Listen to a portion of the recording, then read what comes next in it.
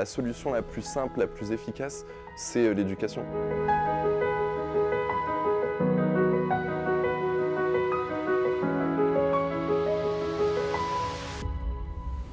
On est vraiment la génération qui veut être partout, tout le temps connecté, à l'affût de tout. Et au bout d'un moment, c'est pas possible. Justement, on prend pas assez le temps des fois de se poser les bonnes questions. On consomme en fait de l'information sans même l'avoir voulu, enfin malgré nous. Je pense que c'est le rôle même du journalisme par déontologie qui doit s'assurer et qui doit vérifier son information. Nos étudiants à Sup de Pub, ils sont à la fois les consommateurs de l'information d'aujourd'hui, mais ils sont aussi potentiellement les communicants et les gens de médias de demain.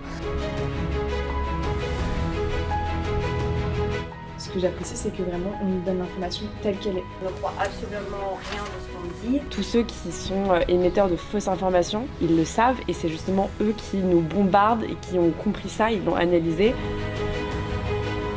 Si on mélange réseaux sociaux avec politique, pour moi ça peut poser un problème, on peut ne pas faire la part des choses. Je pense qu'on a un certain âge pour comprendre qu'il y a du divertissement, il y a des informations, qu'on fait la part entre les deux.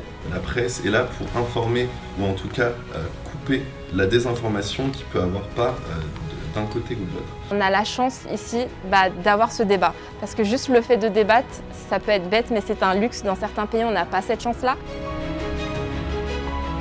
J'ai une application qui regroupe un peu tous les titres quotidiens.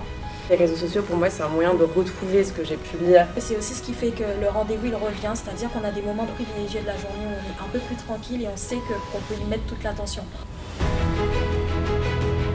Maintenant, on a un smartphone dans notre poche où on a accès à peu près tout en 2-3 clics. Et finalement, je me dis qu'on a vraiment de quoi pousser la réflexion, de quoi changer de mentalité, de quoi évoluer, de quoi s'enrichir et apprendre à apprendre. Et au final, on continue de nous apprendre des choses qui, au final, ne nous forgent pas à aller affronter les différentes épreuves qu'on peut rencontrer dans le monde. On est quand même la 5e puissance du monde et notre système éducatif est tellement ancien. On est tous différents, on est tous uniques et on doit s'adapter à un seul système d'éducation.